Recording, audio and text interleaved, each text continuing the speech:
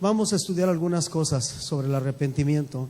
Pensaba hace un rato delante de Dios cómo introducir el mensaje y creo que Él fue el que me inspiró a ir a San Lucas capítulo 24.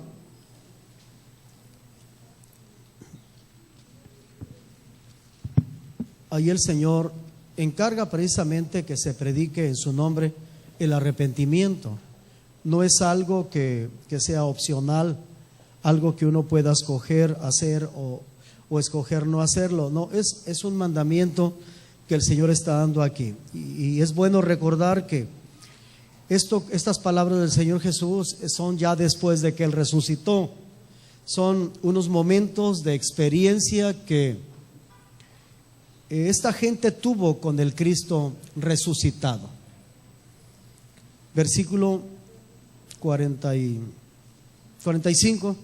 Entonces les abrió el sentido para que entendiesen las Escrituras y díjoles: así está escrito y así fue necesario que el Cristo padeciese y resucitase de los muertos al tercer día, y que se predicase en su nombre el arrepentimiento y la remisión de pecados en todas las naciones, comenzando en Jerusalén. Y vosotros sois testigos de estas cosas. He aquí, yo enviaré la promesa de mi Padre sobre vosotros, mas vosotros asentad en la ciudad de Jerusalén hasta que seáis investidos de potencia de lo alto. Y sacólos fuera hasta Betania y alzando sus manos los bendijo. Y aconteció que bendiciéndolos se fue de ellos y era llevado arriba al cielo. Y ellos, después de haberle adorado, se volvieron a Jerusalén con gozo, gran gozo, y estaban siempre en el templo alabando y bendiciendo a Dios. Amén. Es una tremenda experiencia que esta gente tuvo con el Cristo resucitado, ya no con el Cristo crucificado, sino con el Cristo resucitado. Y una de las grandes cosas que produjo y sigue produciendo tener experiencias con el Cristo resucitado es que somos guiados, somos inspirados a ser fieles a Dios y a fieles a su casa. Yo no sé cuántos de ustedes pudieran decirle a Dios: Dios, yo soy fiel a tu casa. Serían poquitísimas las manos de entre todos los que estamos aquí, las que se levantarían diciendo con certidumbre, con verdad: Dios, yo amo estar en tu casa. Es muy raro el cristiano, hermano, de todas las congregaciones, que realmente le ha dado un valor a la casa de Dios y ama verdaderamente la casa de Dios. Pero la experiencia que ellos tuvieron con el Cristo crucificado, y es importante que tú, hermana, joven, jovencita, además de tener experiencias con el Cristo crucificado, con aquel que te da de su sangre para la limpieza de tus pecados, además de esto, tú buscas tener experiencias con el Cristo crucificado, porque esa experiencia que ellos tuvieron con el Cristo resucitado, los llevó a tomar la decisión de estar siempre en el templo para hacer dos cosas. Pablo le dijo en una ocasión a su discípulo amado, a Timoteo, que estuviera consciente de siempre estar enterado de cómo debiera de comportarse dentro de la casa de Dios. Eso está en la Biblia. Algunos de nosotros como cristianos no sabemos cómo sentarnos dentro de la casa de Dios. No sabemos cómo conducirnos. No sabemos qué hacer, cómo actuar dentro de la casa de Dios. La Biblia enseña cómo debemos de comportarnos dentro de la casa de Dios. Y si quisiéramos un motivo para venir a la casa de Dios, aquí está uno: para alabar y bendecir el nombre de Dios. Si no amas la casa de Dios, Dios es amor, dile: dame amor por tu casa. Si no amas escuchar la palabra de Dios con la regularidad que tu situación y los últimos tiempos lo demandan, solamente tienes que decirle: Jesús, enséñame a amar tu palabra, enséñame a adorarte, a alabarte. Hermano, yo digo que esas son experiencias que tú y yo necesitamos, que nos vienen cuando decidimos tener comunión con el Cristo resucitado. A veces hasta nos quejamos porque se nos piden más cultos, más asistencia a cultos durante la semana. Es que todos los días quieren tenernos ahí. Es un pensamiento muy torcido eso. No es de un verdadero cristiano. Es que varones, es que femeniles, que jóvenes, todo el tiempo quieren meternos ahí. ¿Qué hay de malo en estar todo el tiempo metidos en la casa de Dios, adorándolo, alabándolo? A veces buscamos cualquier situación o pretexto para ya no asistir a la casa de Dios. Pero experiencias con el Cristo resucitado, dan como resultado en que anhelemos estar siempre en la casa de Él, alabando y bendiciendo su nombre, y luchar para poder lograrlo. Y una de las cosas que el Cristo resucitado dijo en aquella ocasión es de que en su nombre se predique el arrepentimiento y la remisión de los pecados. Hay gente allá, no es evangelismo, pero quiero aprovechar, porque hay gente no arrepentida allá afuera, viviendo muerta en sus delitos y pecados. Es importante que se obedezca el mandamiento de Jesús y que en su nombre se predique a toda criatura, cristiano o no cristiano, el arrepentimiento y la remisión de los pecados. Hay un tremendo poder, o hay una clase de poder, hermano mío, en este mensaje de arrepentimiento, que no lo hay, de manera personal lo digo, en otro tipo de mensajes. Cuando uno predica arrepentimiento, en la mayoría la gente provoca que la gente se detenga, dice nuestra líder espiritual. El mensaje de arrepentimiento tiene tal poder que provoca que la persona que está escuchando un llamado al arrepentimiento se detenga delante de la presencia de Dios para examinarse y para escudriñarse a sí misma. El arrepentimiento, el mensaje de arrepentimiento detiene el andar en el mal camino de cualquier persona. La predicación de arrepentimiento da una oportunidad al Señor nuestro Dios para ejercer en la vida de la persona su poder, para que sus ojos sean abiertos. Dios es capaz de sanarnos de nuestra ceguera si nos detenemos ante el mensaje de arrepentimiento.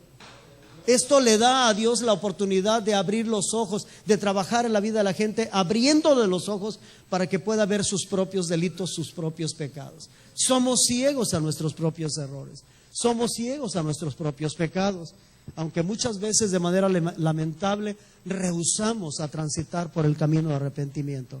Acompáñeme a San Lucas capítulo 7. Lucas habló en muchas ocasiones sobre el arrepentimiento. San Lucas capítulo 7.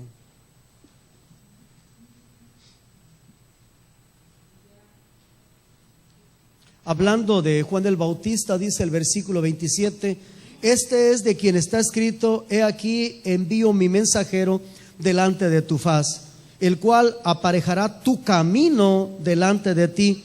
Porque os digo que entre los nacidos de mujer no hay mayor profeta que Juan el Bautista, mas el más pequeño en el reino de los cielos es mayor que él. Usted sabe por qué. Él cayó de una manera lamentable. Y todo el pueblo oyéndole y los publicanos justificaron a Dios, bautizándose con el bautismo de Juan. ¿Qué tipo de bautismo fue el de Juan? Un bautismo correcto, de arrepentimiento. Mas los fariseos y los sabios de la ley desecharon el consejo de Dios contra sí mismo, no siendo bautizados de él. O sea que ellos rechazaron el mensaje de arrepentimiento de Juan el Bautista y rechazaron ser bautizados para arrepentimiento por Juan el Bautista. Y luego los vemos en San Juan, déjenme ver, San Juan, tal vez sea el 9, San Juan capítulo 9, sí. Y luego vemos a estos fariseos, por haber rechazado este mensaje de arrepentimiento, este bautismo de arrepentimiento, lo rechazaron contra sí mismos. Era algo que estaba contemplado dentro del plan maestro de Dios, dentro del propósito de la voluntad de Dios para esta gente, pero ellos tomaron la actitud de rechazo. Rechazaron transitar por el camino de arrepentimiento, rechazaron ser bautizados con un arrepentimiento.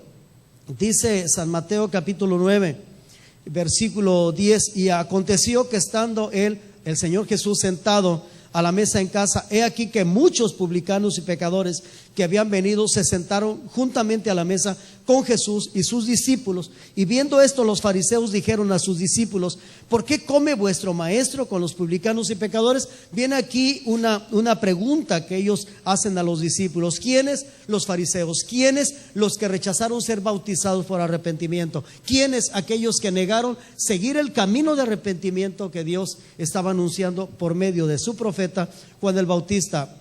Y estoy pensando en esto, que los más acérrimos rivales o atacantes de la verdad son los corazones no arrepentidos. ¿Quiénes atacarán más la verdad del diezmo? Los corazones no arrepentidos.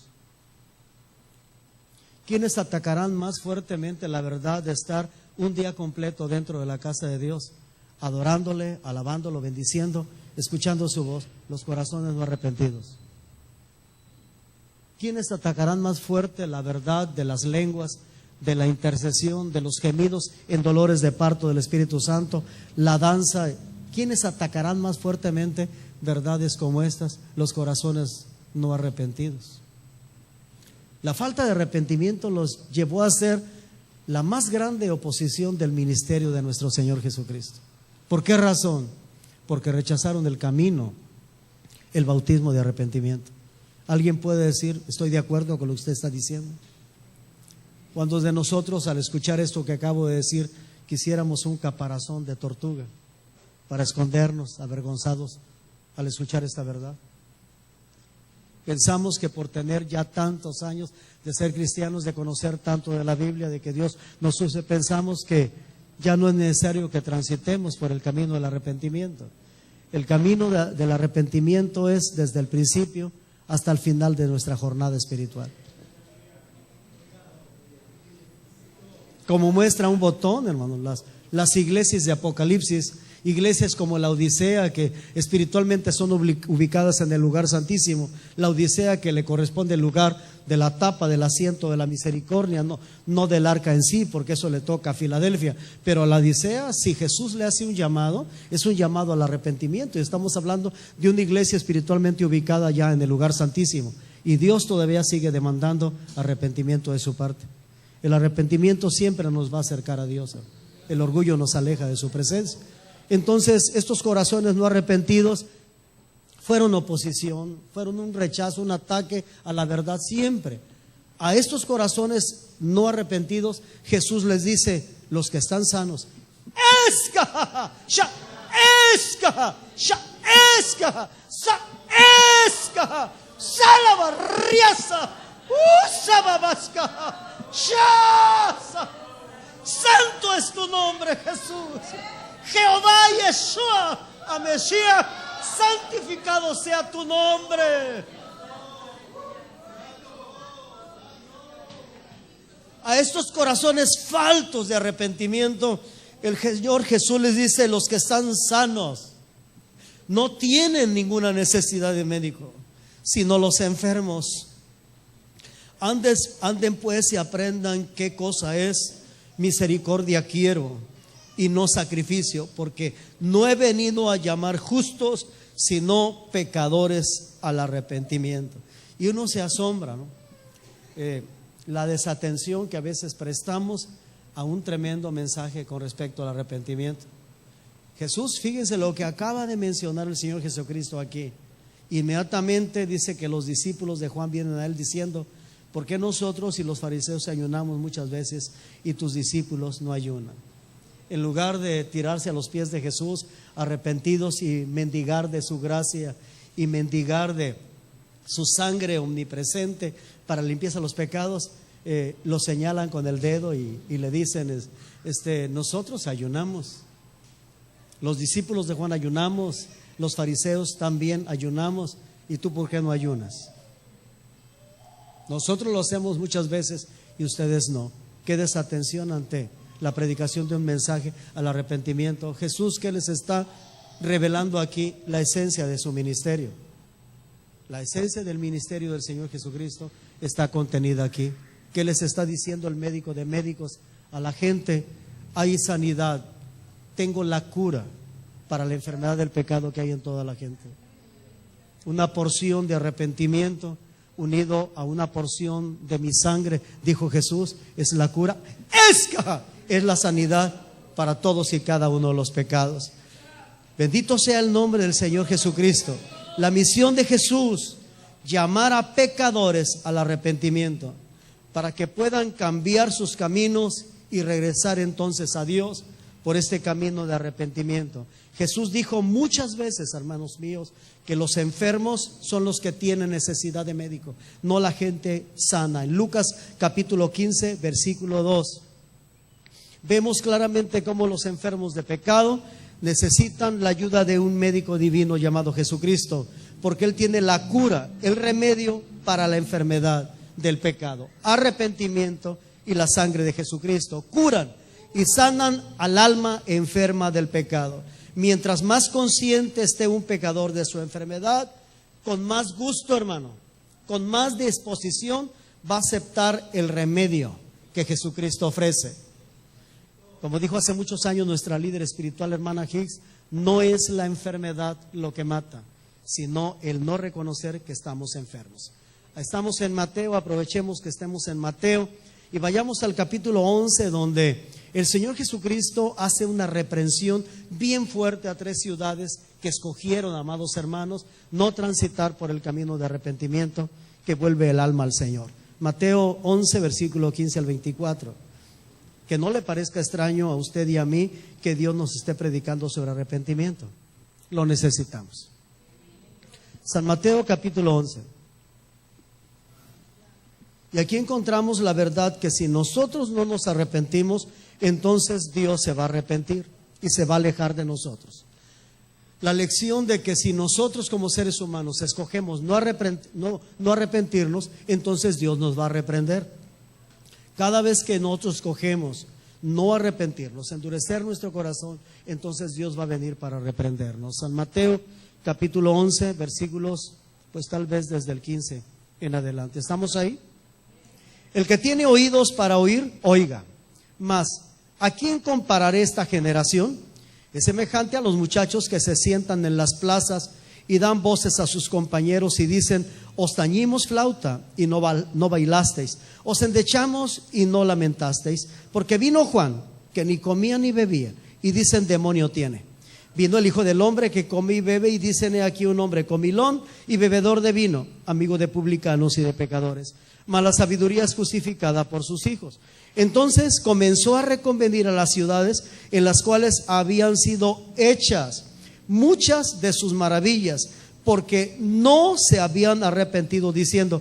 ¿Cuál fue la razón por la cual Jesús se propuso reconvenir a estas ciudades? Porque ellos no se habían arrepentido a pesar de todas las señales, a pesar de todas las maravillas que habían sido hechas en cada una de estas 3 ciudades. Estamos hablando de ciudades que pertenecían al pueblo del Señor nuestro Dios. Y dice en el versículo 21: ay de ti, Corazín, ay de ti, Betsaida, porque si en Tiro y en Sidón fueran hechas las maravillas que han sido hechas en vosotras, en otro tiempo se hubieran arrepentido en saco y en ceniza.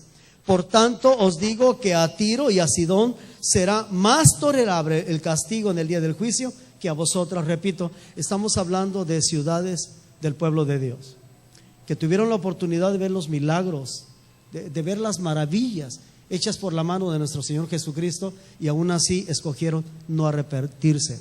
Y luego de Capernaum dice: y tú, Capernaum, que eres levantada hasta el cielo, hasta los infiernos serás abajada, porque si en los de Sodoma fueron hechas las maravillas, si en una ciudad de lesbianas, si en una ciudad de homosexuales, si hubieran hecho las maravillas que han sido hechas en ti, hubieran quedado hasta el día de hoy.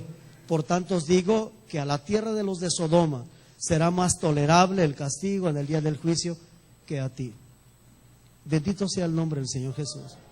Así que Jesús reprende a Corazín, a Betsaida, a Capernaum, ciudades orgullosas que no recibieron el testimonio poderoso de las obras del Señor Jesucristo que fueron hechas en ellas, y porque no se arrepintieron de sus obras pecaminosas. Acompáñenme un momento a Romanos capítulo 2. Tal vez en esta mañana todo lo que hagamos sea viajar por la Biblia y encontrar principios relacionados con este camino de arrepentimiento. Romanos capítulo 2, desde que empezamos el día ha sido una lucha tremendamente difícil para poder levantar el nombre de Dios y para poder predicar su palabra.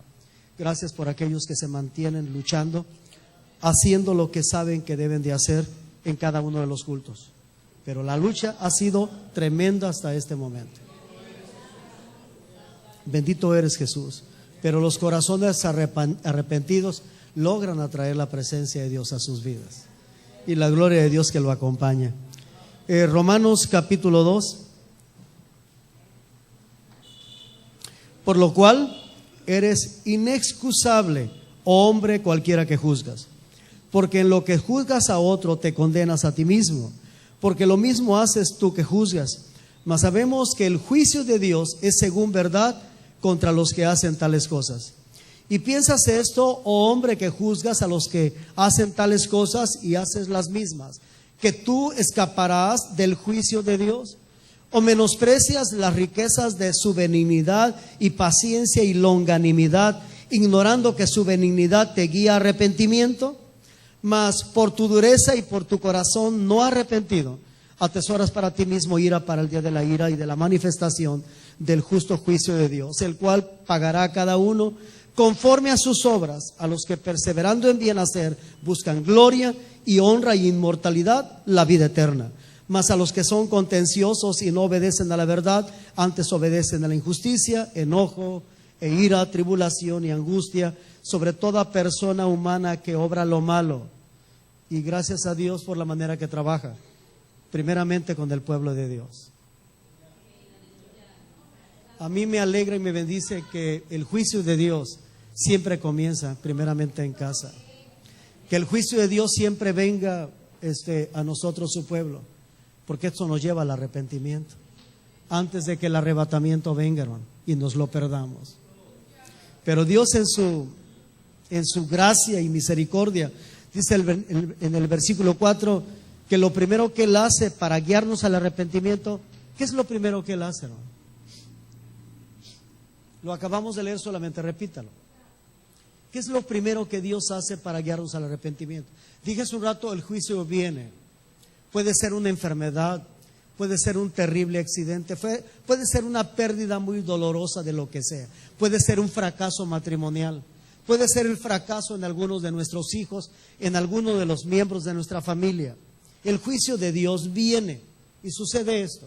Dios que está buscando guiarnos al arrepentimiento. Y una de las cosas que Dios siempre hace es, antes de enviar su juicio sobre la vida de alguien, primeramente lo advierte.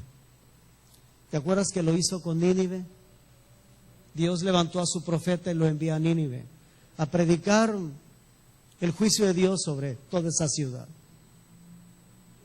Días predicando sobre el juicio de Dios. En 40 días Nínive será destruida.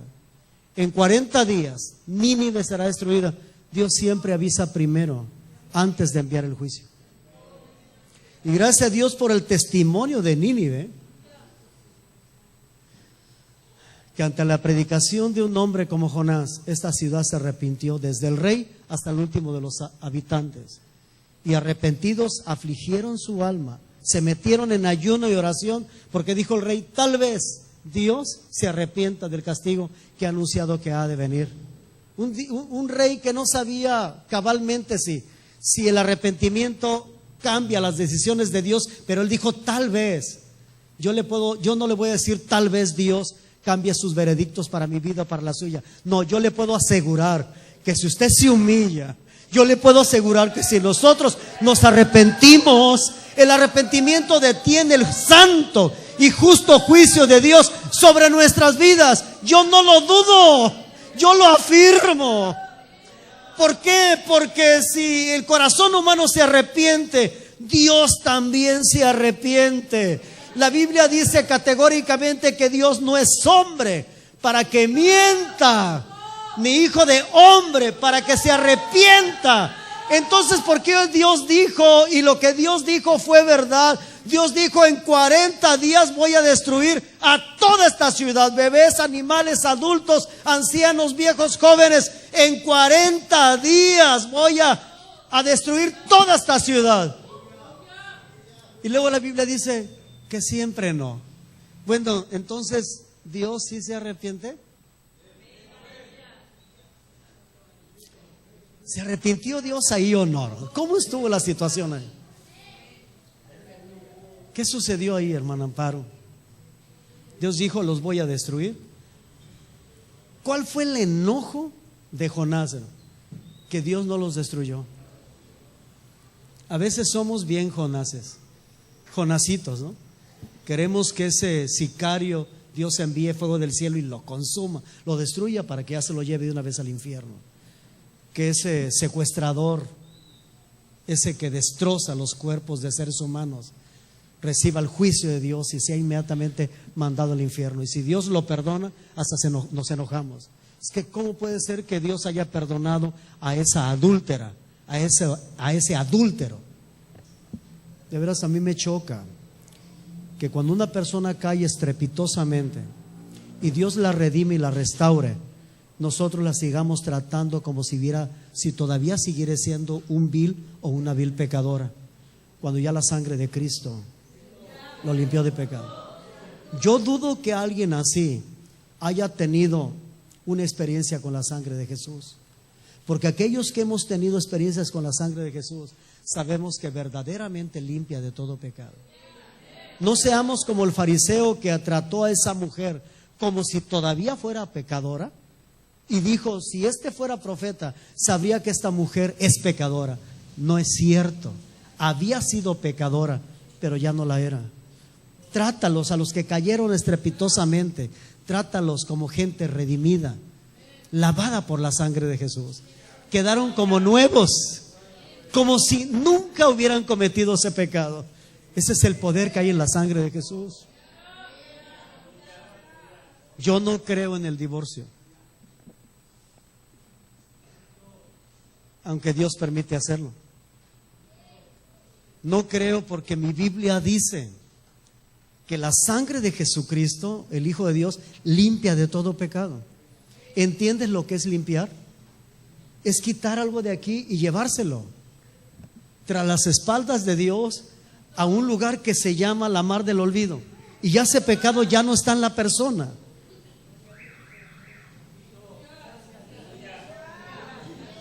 La sangre de Jesús remite el pecado de adulterio, de la fornicación, de lo que sea, lo remite a la mar del olvido, se lo quita a la persona. La sangre de los machos cabríos solamente cubría, por medio de la fe del penitente del Antiguo Testamento, por medio de la fe en la sangre de aquel que iba a morir en la cruz del Calvario. Ellos miraban hacia el futuro, el sacrificio de Jesús. Tú y yo lo miramos para atrás, y de todas maneras esto provoca gratitud y amor a Jesús, al cual amamos sin verlo, pero con el ojo de la fe vemos su obra expiatoria en la cruz del Calvario, y nos sentimos limpios, y nos sabemos limpios de todo pecado, y nos creemos y damos testimonio que su sangre nos ha lavado de nuestros pecados y nos ha hecho reyes y sacerdotes para Dios Padre.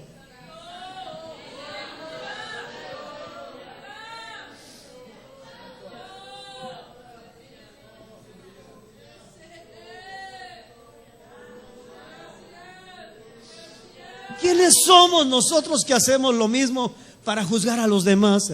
Hacemos lo mismo que ellos. Tal vez físicamente nunca hayamos adulterado, es lo más probable, pero en lo espiritual, todos los días, traicionamos al Señor Jesús, lo cambiamos por nuestros propios dioses. ¿Me doy a entender? Iba a decir otras cosas más, se me escapan, pero la Biblia claramente dice aquí que la benignidad de Dios, que las bendiciones de Dios, Él nos las da primeramente, antes que el juicio. Él nos bendice primeramente para guiarnos al arrepentimiento. Pero el arrepentimiento puede cambiar. Ya recordé lo que estabas diciendo y es importante que lo diga. Lo empecé, hay que terminarlo. El arrepentimiento puede cambiar el juicio de Dios. Y no es que Dios se arrepienta, no es que Dios es un mentiroso, pero Dios no se niega a sí mismo. ¿Cómo lo digo, hermanos? ¿Fue Dios que se arrepintió de lo que dijo que iba a hacer? ¿O fue realmente el ser humano que se arrepintió? Es que Dios trata con nosotros de acuerdo a nuestras elecciones. Aquí realmente no fue Dios quien se arrepintió. Dios trabaja de acuerdo a nuestras actitudes, de acuerdo a nuestras elecciones, de acuerdo a nuestras obras. Aquí realmente quien se arrepintió fue la criatura. Se arrepintió el rey de Nínive, se arrepintió toda la ciudad de Nínive. Entonces Dios obró en base al arrepentimiento de ellos. Dios tuvo que obrar de acuerdo a sus nuevas elecciones. Dios tuvo que obrar de acuerdo al camino que ellos escogieron transitar. Iban por el camino de la maldad y del pecado, dejaron eso, porque el verdadero arrepentimiento es eso. Ellos iban caminando hacia el pecado, ¿y qué hicieron? Dieron un giro no de 360, a veces decimos eso, no, dieron un giro de 180 grados y empezaron a transitar por el camino del arrepentimiento. Y el camino del arrepentimiento nos lleva a la presencia de Dios. Entonces Dios tuvo que obrar de acuerdo a su nuevo camino. Entonces, sí es cierto lo que la Biblia dice, que Dios no es hombre para que mienta, ni hijo de hombre para que se arrepienta. Pero si el hombre se arrepiente, entonces los veredictos de Dios cambian. Y eso no quiere decir que Él mintió al principio. Él dijo la verdad. ¿Sí me explico? Entonces Dios dice aquí Romanos 2:4, Dios antes de enviar juicio para que nos arrepintamos, primeramente nos bendice, para ver si en el lado de la bendición nosotros nos arrepentimos. Esto me ayuda a establecer un hecho, de que el que estemos siendo abundantemente bendecidos por Dios no quiere decir siempre que es porque estamos bien. El que tú veas a un cristiano que está siendo bendecido, bendecido, bendecido, bendecido, no quiere decir que este cristiano esté bien y que Dios apruebe la vida de ese cristiano. La bendición no siempre, hermano, es señal de que la persona anda bien, porque esta Biblia menciona que Dios, para guiarnos al arrepentimiento, lo que hace es primeramente bendecirnos. Si tienes un buen trabajo, tienes un salario cada semana o cada quincena, Dios te está bendiciendo, no quiere decir que Dios está de acuerdo en la manera en que te conduces delante de Él. Tal vez Dios te está bendiciendo con un buen trabajo, a diferencia de muchos posarricenses, porque Dios te está llamando a que te arrepientas en algo de lo que no te has arrepentido. ¿Puedo testificar de nosotros mismos? Acepté al Señor Jesucristo el 25 de diciembre de 1983 al mediodía. Y al día siguiente empecé a tomar decisiones. Dios me ayudó. Me cambió la mente de una manera rápida. El cambio debe de empezar aquí. Inmediatamente tomé la decisión de servirle a Él en la medida que yo pudiera. Para esto sabía que el trabajo no me lo iba a permitir. Así que le dije a Dios, te entrego los 2 trabajos que tengo. Te los cambio por toda la palabra. Ya me han escuchado decir esto. Toda la palabra del martes, toda la palabra del jueves, toda la del viernes y toda la palabra de los 3 cultos del domingo. Y me paré y le dije a ella y le dije, ¿me apoyas? Ya lo hice, ¿me apoyas? Te apoyo. Gracias a Dios por la vida de mi esposa. No dijo, ¿y de qué vamos a vivir? ¿De qué vamos a comer? Me compré un carro, me metí de taxista y las finanzas se fueron lo más bajo que podían llegar. Endeudado con 2 tarjetas de crédito que tenía. Una cosa terrible. Empezamos a orar específicamente por un trabajo. Un hermano mío trabajaba ahí, era muy buen trabajo ahí en el puerto de Tampico, y empezamos a orar. A los 3 años de orar, el Señor nos responde y empezamos a ser económicamente bendecidos. ¿Hasta dónde uno puede ser tonto, hermano? Llegamos a tener 4 vehículos, ¿no? 4 carros, 3 carros. Ahora miro hacia atrás y dije yo, qué tontería. ¿Para qué quiero 3? ¿Para qué quería yo en aquel entonces 3 vehículos? Pero no sabía uno ya en qué gastar el dinero. Y de repente un día llego yo de ese trabajo y encuentro a mi esposa llorando. Le digo, ¿por qué lloras? Es que Dios nos está bendiciendo mucho. Bueno, ¿y por qué lloras? Gózate en el Señor. No sé si le dije, disfrútalo mientras dure, pero algo le dije. Y en 2 ocasiones más regreso y la encuentro llorando, porque Dios nos estaba bendiciendo mucho económicamente. Ya la tercera vez ella me dijo, es que he recordado que Dios lo bendice a uno primeramente para que nos arrepintamos. Al bendecirnos Dios con tanto dinero, dijo ella, Dios nos está diciendo, hay cosas en tu vida de las cuales no te has arrepentido. Eso me quebró, hermano. No sé si lo recuerdas, Ella se quedó en la sala comedor. Me fui a la recámara, doblé mis rodillas y le dije a Cristo: dime de qué cosas no me he arrepentido hasta ahorita y que me estás bendiciendo abundantemente para guiarme al arrepentimiento. Y Jesús me hizo una lista de cosas de las cuales no me había arrepentido. Si me hubiera muerto, no entro allá. Entonces, ¿tienes mucha bendición? Pregúntate, ¿no es porque me estás diciendo que debo arrepentirme de algunas cosas que no lo he hecho? Quiero que salgas con la idea de que la bendición de Dios no nos asegura que nuestra vida anda bien, porque eso es lo que pensamos. Como Dios me está bendiciendo mucho, está bien contento conmigo. ¿A qué no? Está descontento con nosotros y nos está gritando: te bendigo para que te arrepientas, que mi bondad te ayude a arrepentirte. ¡Esca! Porque si no nos arrepentimos por medio de su benignidad, a Dios no le queda otra cosa más que llevarnos entonces al lado del juicio,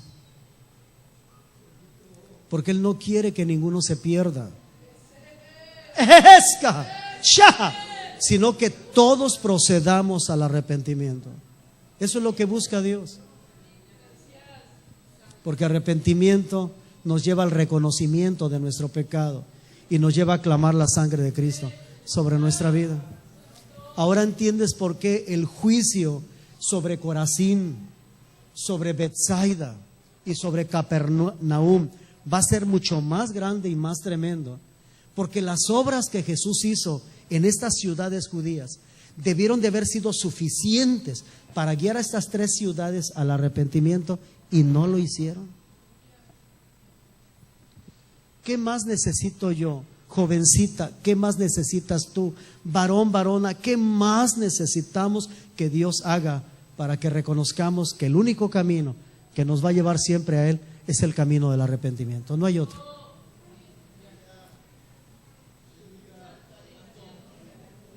Estoy recordando algo.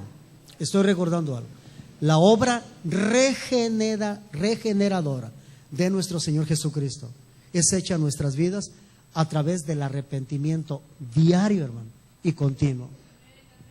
Toda la obra regeneradora de nuestro Señor Jesucristo se lleva a cabo en este camino de arrepentimiento diario y continuo. Y si no nos arrepentimos, entonces lo que Él hace es reprendernos.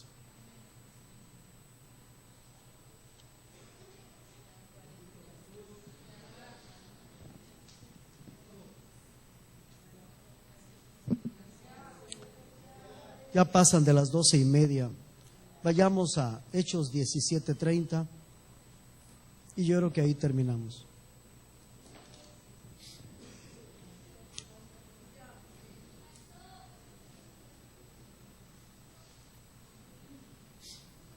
Al haber pecado, Hechos 17:30. Vamos a leer otros versículos aparte del 30. Si el ser humano se arrepiente, si nos arrepentimos, el arrepentimiento nos acerca a Dios, Dios se puede acercar a nosotros. Pero si el corazón del ser humano escoge, y esto es una elección, escoge no arrepentirse, entonces Dios, por causa del pecado que hay en la persona, Dios entonces lo que hace es alejarse de la vida de la persona. Y es fácil imaginar las consecuencias o la trascendencia de una situación así, que Dios, por causa de un corazón no arrepentido, se tenga que alejar de la criatura. Es fácil imaginar, ¿verdad?, todo lo que puede llegar a suceder. Hechos 17. Miren, leamos desde el versículo 26. Aquí vamos a terminar. Y de una sangre ha hecho todo el linaje de los hombres, para que habitasen sobre toda la faz de la tierra, y les ha prefijado el orden de los tiempos y los términos de la habitación de ellos. Luego dice, ¿para qué? Para que buscasen a Dios, si en alguna manera palpando le hallen, aunque cierto, no está lejos de cada uno de nosotros, porque en Él vivimos y nos movemos y somos. Esto me encanta, hermano. Bendito sea su nombre. Porque en Él vivimos y nos movemos y somos. Como también algunos de nuestros poetas, de vuestros poetas dijeron, porque el linaje de este somos también. Siendo pues linaje de Dios, no hemos de estimar la divinidad ser semejante a oro, o a plata, o a piedra, o escultura de artificio, o de imaginación de hombres. Empero Dios, habiendo disimulado los tiempos de esta ignorancia, ahora denuncia a todos los hombres en todos los lugares que se arrepientan. ¿Por qué? Por cuanto ha establecido un día en el cual ha de juzgar al mundo con justicia por aquel varón al cual determinó, dando fe a todos con haberle levantado de los muertos. Y así como oyeron de la resurrección de los muertos, unos se burlaban y otros decían: te oiremos acerca de esto otra vez, en otra ocasión. Espero que nadie de nosotros haga eso. Le voy a invitar a tomarnos unos minutos de arrepentimiento. Hermanos, ¿quieren ayudarnos? Antes de que nos vayamos, tomémonos unos minutos para arrepentirnos. Gracias a Dios por el Espíritu Santo. Él redarguye. La salvación no cancela nuestras deudas, hermanos, de manera automática. La salvación no nos exime, no nos exenta de pecados que hayamos cometido en el pasado. Recuerde mi testimonio. Teníamos como unos 6 años, 5 de cristianos, y había cosas en la vida de mi esposa y en mi propia vida de las cuales no nos habíamos arrepentido. Acuérdense que había un sacrificio de sangre por los pecados de ignorancia. Vuelvo a repetir, la salvación no nos exime de pecados pasados. Deje que el Espíritu de Dios le recuerde. Tal vez fue una moneda que usted robó a su papá, a su mamá cuando tenía apenas 9 años. Tal vez fue una acción tremenda a escondidas, en oculto, cuando tenías apenas 13, 14 años y la habías olvidado. ¿De veras nadie quiere arrepentirse? ¿Por qué no lo intentan al menos? Se me quedan mirando con la mirada perdida. Si es el Espíritu de Dios quien los tiene así, recordando fallas, pecados pasados, tal vez no estás caminando como la palabra de Dios dice, y habías pensado hasta este momento que ibas al cielo, y hoy el Espíritu Santo te puso un alto y te dice: detente